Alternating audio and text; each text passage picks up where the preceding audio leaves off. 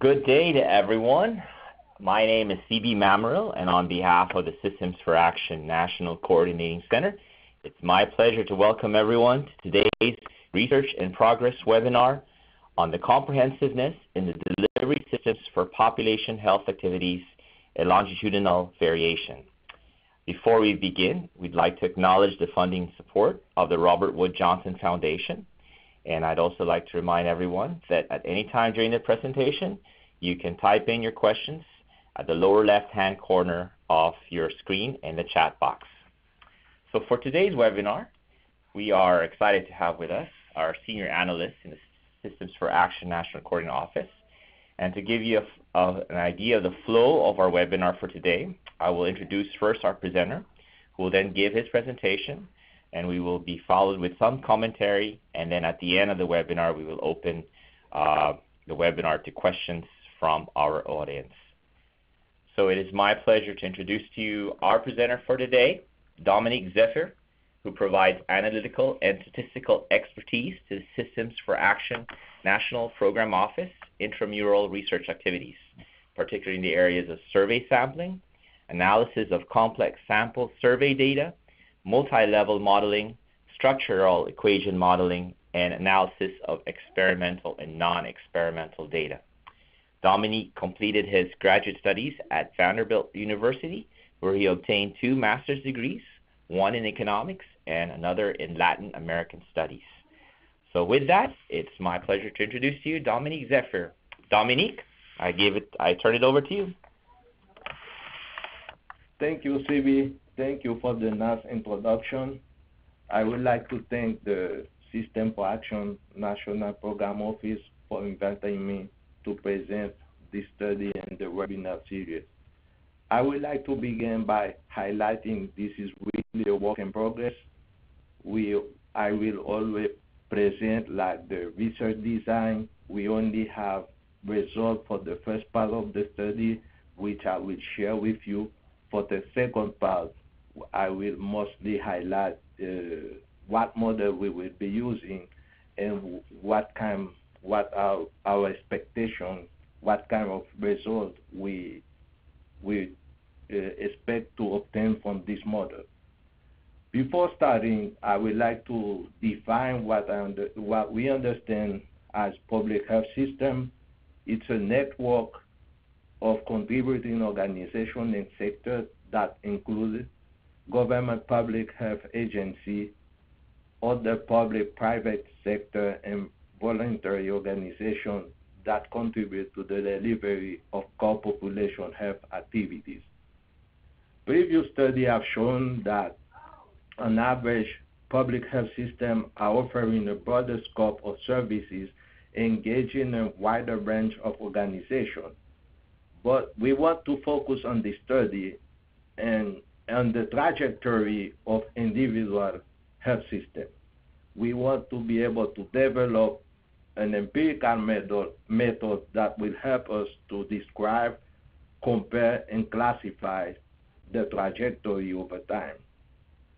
When we be able to classify the trajectory, we will be able to detect what institutional and community characteristics are associated with the pathway, the class membership.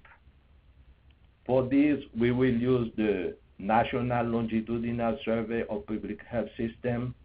We call it NLSPHS. It's a cohort of a national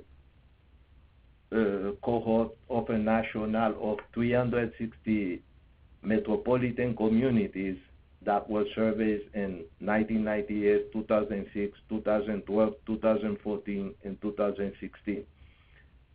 The survey used a validated instrument that asks local public officers to report what kind of activity they are implementing in the community. We have a list of 20 recommended activities. We ask them if they are offering these activities, which organizations are contributing to each of these activities, the percentage of effort contributed to the activity by the local health agency, and the perceived effectiveness of each activity. From this, we develop from this, you can see from the table, from this table, we present the percentage of community that implement each of the activities for 1998 and 2006, and the percentage change between 1998 and 2006. You can see there is an increase in the percentage of community that offer all of the 20 activities except activity number 16 and activity number 19 that are included under assurance function. At the bottom of the table, we can see like the mean performance of all activities. We saw a 12% increase on the mean performance of all activities that go from 60.1% in 1998 to 72.3% in 2016. Based on the scope of work, scope of activities provided, and the density of the network of contributing organization and sector, we come up with a typology of the public health system. They are classified as comprehensive system if they implement more than 70% of the population health activity and have a dense network of contributing organization and sectors. They classify a conventional system capital if they implement between 50 and 75% of the activities and have a lower density network of contributing organization and sector. And finally, they classify limited if they implement less than 50% of the activities and have a lower density network of contributing organization and sectors. The evidence showed that community frequently migrated from one configuration to another. As we can see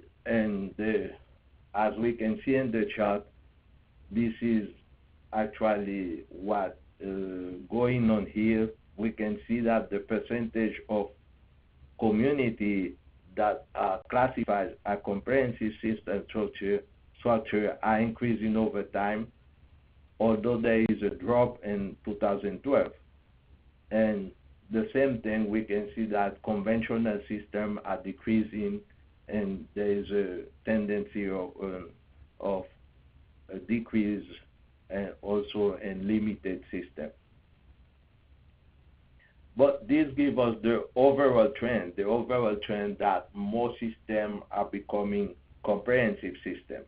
But we want to see what happens with each of the trajectories of each of the public health system.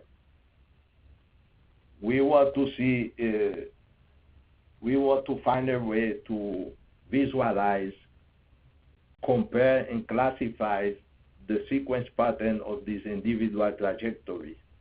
When we be able to classify them, we want to analyze which characteristic of community influence this pathway. In order to answer these two questions, we want to use two methods. The first method is sequence analysis. Sequence analysis will help us to describe and compare the individual trajectory. We will classify the sequence trajectory based on whether they show an upward and downward slope. Once we classify the pattern, we will use a multinomial logistic regression to study membership, to determine which institutional and community characteristics are more associated with the likelihood of being in one of the classes compared to the other. For doing that, we will use data collected from the National Longitudinal Survey of local public health agency, surveying communities which has at least 1,000 residents but we will restrict the sample to 2012, 2014, and 2016. We will also restrict the sample to 143 communities. Those are the communities that have complete information.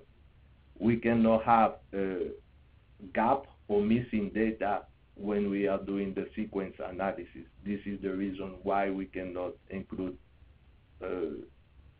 community that have missing data for any of the time points. We are in the process of cleaning the data. We closed the survey at the end of March. Now we are cleaning the 2016 data. We're almost done, and we will be linking the data to the nature profile survey data and to the area health resource file. We hope to complete this linkage, the data linkage, in the next couple of weeks. Once we have the linkage, then we will be able to estimate the multi-logit regression, or which means carry out the second part of the study. Sequence analysis, as I mentioned before, can be used to visualize and describe categorical time series, also called categorical longitudinal data. Sequence analysis was originally used in biology for DNA sequences. Later, it used in social science to study life course, marital history, and employment profiles. Recently, there is many applications in other fields. Sequence analysis will be helpful for us because it's offer way not only to visualize, describe the sequence of trajectory, it also helps to cluster the trajectory some way and come up with prototype of sequence, what in this study we will call classes or pathways, showing how the public health system are changing over time. This is an example of sequence. What we will be using the study is what is called state sequence analysis. That means we are only considering the state that the public system are at each time point. Then we classify them as CP if they are comprehensive public health system, CV if they are conventional public health system, and LM if they are limited public health system. As we can see the distribution of the three states in the chart we have here, we can see that in 2016, there is an increase of the number of communities that were classified as comprehensive system compared to the one that were classified as conventional system. This relationship was the inverse in 2012. We have more conventional system in 2012 compared to comprehensive system. Since we have for the sequence analysis, we have three states and three time frames, we expect to the 143 individual trajectory will be summarized in 27 sequence. That's 3 cubed. The sequence, each of them, I'm showing some example of the sequence. We can see that the CP means the public system was comprehensive in 2012, remained comprehensive in 2014, and remained comprehensive in 2016. This is why we call stable comprehensive. But we have other systems that follow the pattern, that go from limited in 2012 to conventional in 2014 and to comprehensive in 2016. Other example of the one that stay conventional for the 3 time period, we call them stable conventional, or that remain limited during the 3 time period, we call them stable limited. From the sequence analysis, we can classify the 27 sequence into a 6 class of trajectory. One is stable comprehensive. In the second class is increasing to comprehensive. We have those communities that are decreasing over time to conventional, those that stay stable conventional, those that are increasing to conventional, and those that stay limited during the 3 time point. The following table show each of the 27 sequence and how they classify in each of the pathway. We can see that we have what I call the high performer group. That's the 20 communities that are stable during the 3 time period. We have 48 communities that are increasing to comprehensive, 12 that are decreasing to conventional. We have 21 that are stable conventional, and 12 that is increasing to conventional, and 29 that is limited. As we can see, the majority of the community are on an upward movement. We have 48, if we count 21 that are stable comprehensive, 48 that are increasing to comprehensive, and 12 that are increasing to conventional. Only the small group are decreasing or stay as limited during the 3 time period.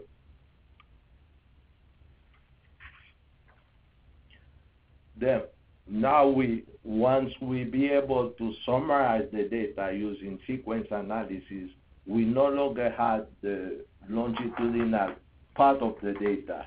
Then the data become a cross-sectional where we summarize the longitudinal part into this 6 pathway. Then we can actually use a multinomial logic model to understand which characteristic has an effect of the likelihood of being in one of these classes. The idea will be, after we link the NLSPSS data with the nature profile and the area resource file, we will be able to run this model. And the dependent variable will be the 6 pathway we mentioned before. And the base category we will use will probably the high performer, the one that stay, the 21 community that stay comprehensive during the 3 time periods. And we will try to estimate the likelihood of being in of the other categories based on a set of covariates. For the covariate, we have to be careful in selecting them because we have a few cases, few observations in each of the categories. But we will like also to be able to test if there is an effect of the baseline value of the categories of the covariate, or if it's the change on the covariate that have an effect to the class membership. Here you can see a list of covariates. We will try to include expenditure per capita, proportion of non-white, unemployment wage, per capita income, insurance rate, physician per capita, and whether or not the public health system have a local board of health. But for each of these variables, we will consider either the baseline value or the change and the variable between 2012 and 2016. We ran some preliminary bivariate analysis, and what we found is that the system that are classified as stable comprehensive or are increasing to comprehensive are more likely to have higher per capita expenditure, health expenditure. They're more likely to have a local board of health, and they're more likely to have lower uninsured rates, that as you can see in the chart below. But this is very preliminary result. We want to finish to link our data with the nature profile and the area resource file so that we can carry out this analysis. The next step, once we complete this part of the study, the next step will be to have a full model, a full Markov chain transition model to evaluate the change between time points. We want to use the full sample of the 360 communities, also include the rural communities, include all the 5 years of 5 time points that we have in the survey data, so that we can estimate a full model trying to explain the transition from one state to another. For this model, we will consider like the tree typology as an ordinal variable, and there is a series of class of Markov chain transition model that we can use. We will start using the first order Markov model. That means where we assume the state that a public health system has is depend of the prior state, not on response in earlier occasion. Then we will start with this model and try to build a model of a Markov model where we include random effect and be able to explain the transition from the transition that follow the public health system over time.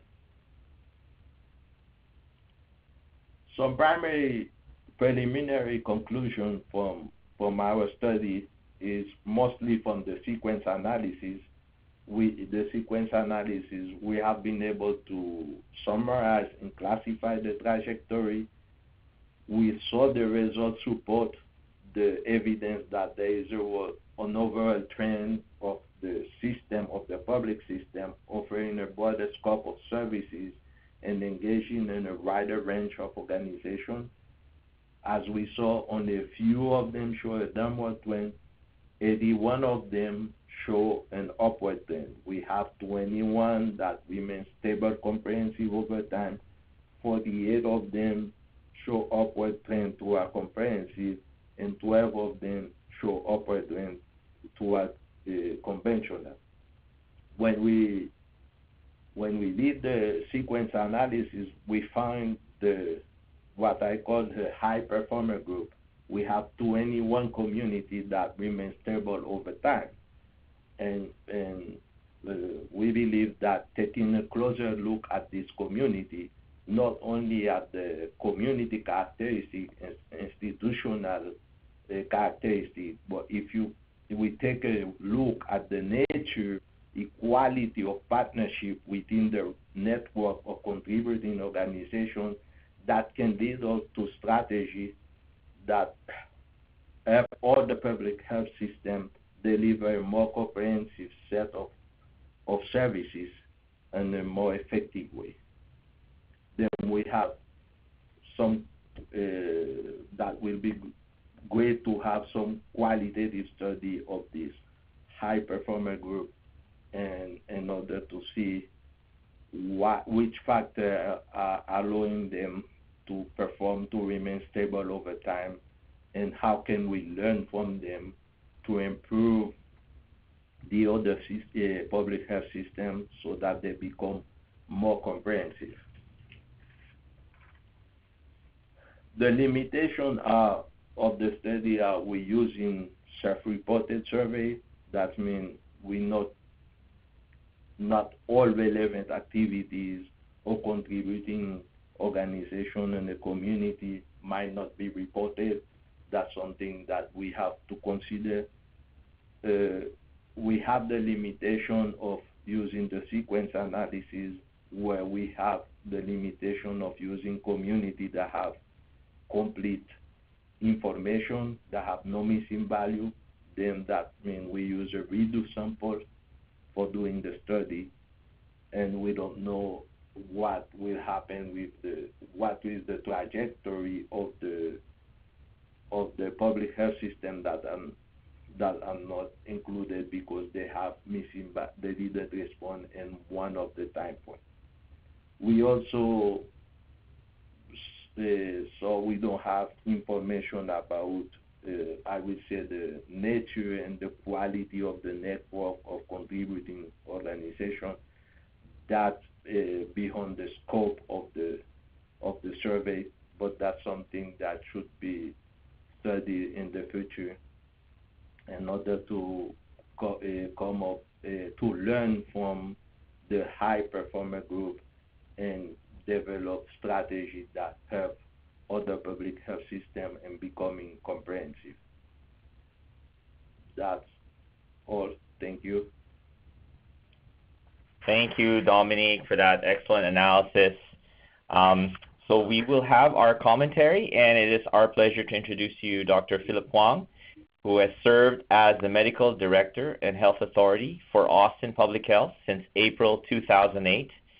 Philip formerly served as Medical Director for Chronic Disease Prevention at the Texas Department of State Health Services for more than 15 years. Dr. Huang has served 2 years as an Epidemic Intelligence Services Officer with the Centers for Disease Control and Prevention assigned to the Illinois Department of Public Health, where he conducted infectious disease outbreak investigations and epidemiologic studies in chronic disease. Philip is an author or co-author of numerous publications related to public health, chronic disease, and tobacco use prevention, and is board certified in family medicine. So with that, I turn it over to you, Philip. Yes, thank you, and thank you, Dominique, for that nice study and presentation on your preliminary findings. I think this is, important work for us at the local health department. I think getting more of this information regarding what different public health departments are doing and some of the trends in the departments is very important. It's interesting, when I looked at slide 7, which showed some of the implementation of the different population health activities from 1998 to 2016, and those activities that had some of the greatest change, like one of them was surveying communities for behavioral risk factors, so that's good, and it probably shows development of the BRFSS and the capability for more of that to be available at the local level. But some of the other ones that had, like there was a 58% increase in engaging community stakeholders in health improvement planning, and a 79% increase in identifying and allocating resources based on community health plans. And again, another 35% increase in developing policies to address priorities in community health plans. And I really think, looking at the timeline, looking at the sort of what's been going on in the public health world, the public health accreditation would probably account for some of those increases. I know in our own health department, just some of those requirements for engaging the stakeholders and doing the CHA-CHIP and those sort of efforts has certainly dramatically increased in our own setting, and it's largely due to our efforts to try to get accredited. So that is something that, as I look at the data and I saw some of the data linkage that you have in progress for 2016, would be interesting, I think, also to see if you can add in some linkage regarding whether those local health departments were pursuing FAB accreditation at what time. Because, again, the timeline, I think it started actually officially being open after the beta process in 2011. So the timeline is right along these time periods that you're looking at. And I bet FAB would, they'd love to really promote these findings, showing some of the increase in capacity and activities that might be occurring as a result of accreditation. And so I think that is interesting, and that's just one of my sort of key thoughts that I see as I'm looking at what you found thus far. Again, I think it's interesting to see, and it's good to see that there is that upward trajectory in most of them improving their sort of level, whether moving more towards comprehensive or moving up in terms of the capacity of the public health departments. The last thing I just talk about, in terms of the limitations, I agree with your, what you've identified on that. Having been the recipient or one of the people that's been involved in trying to report the data and, provide the information that's used in this, I think, it's very variable in terms of, it depends on who gets the task at the local health department for filling out this survey and some of the data quality in terms of, there might be some ambiguity regarding how to respond to some of the survey questions, or again, very dependent on who might be filling it out. Sometimes it's sort of tasked to different areas of the department, or sometimes it's one person that sort of oversees the whole thing. But that does, I think, provide some limitations in terms of the data quality. But I think, I think it does, on the whole, reflect what's going on in these trends, and I think it's a good thing to see. So, I appreciate your work on this, and I think it will be very interesting and useful to continue to follow up and see what other the further progress on your research. So thank you. Thank you, Dr. Huang. And Dominique, do you have any comments or reactions to Dr. Huang's suggestion to maybe add an accreditation variable in the analysis?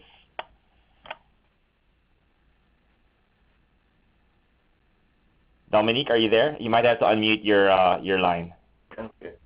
Thank you for the comments. And yes, we can ask accreditation. That will be one of the variables that we can consider as a covariate, explaining in the model that will help explaining why the class membership. We will take that into account if we can bring it to the data set also and include it in the model. One comment is about the response bias.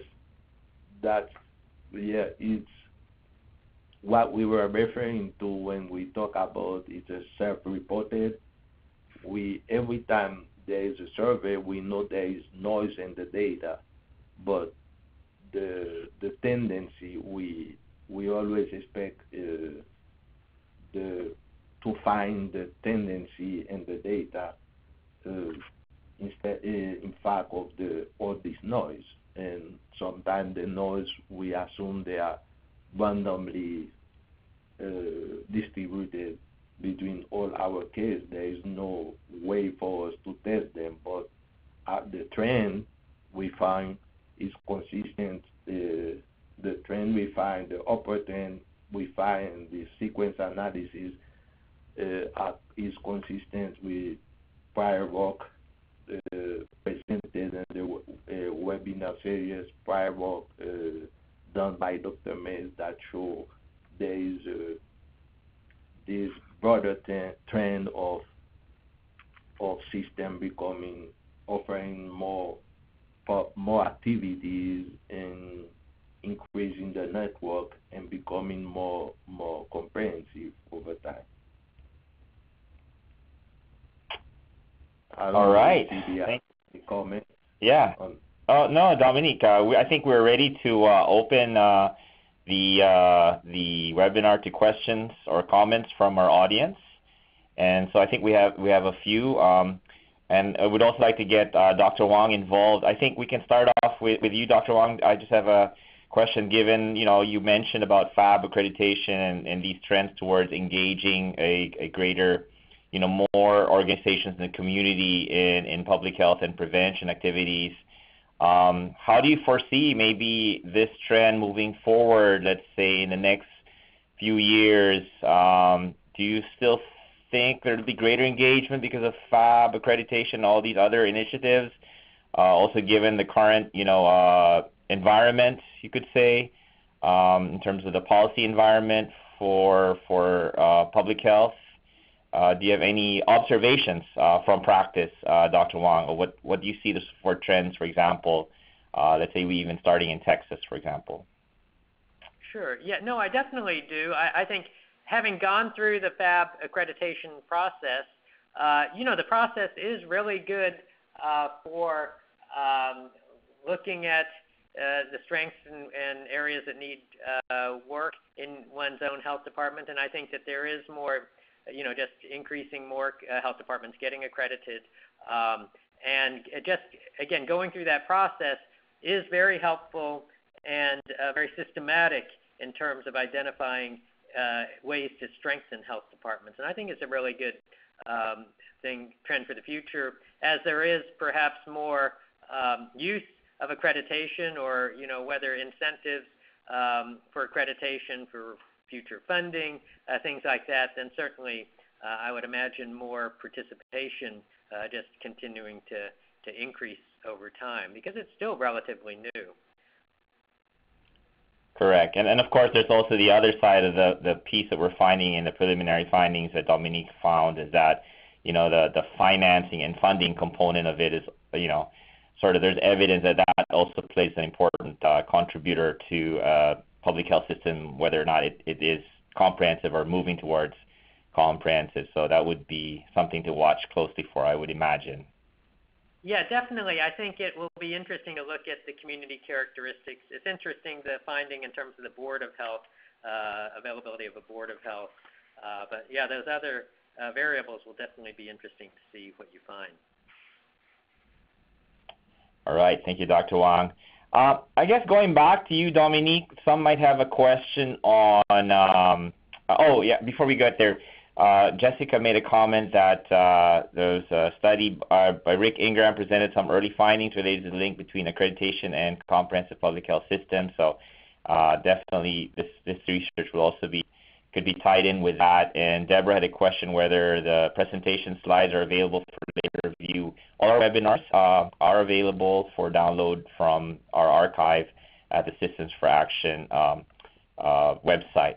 So I guess we can end by asking Dominique, some of those who are familiar with the NLSPHS know that there were two previous waves from 1998 and 2006.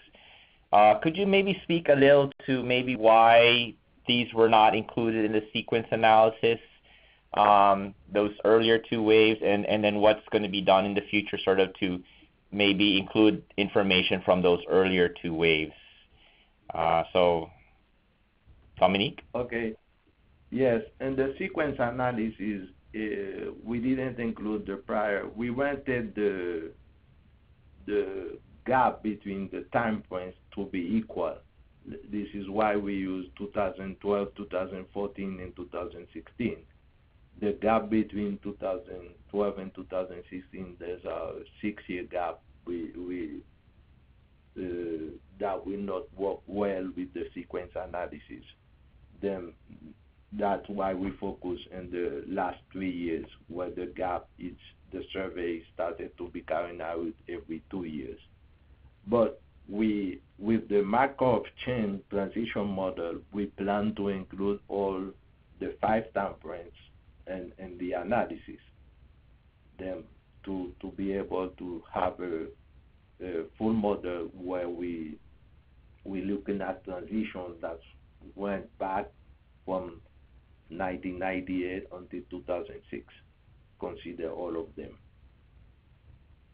And bring also, even in the NLSPSS, we follow the cohort of the large metropolitan communities, but there is a sample also started in 2014 of small and rural communities that also can be included in this type of model that we're talking about to get a better estimation of of how the transition are being done between becoming more comprehensive or not.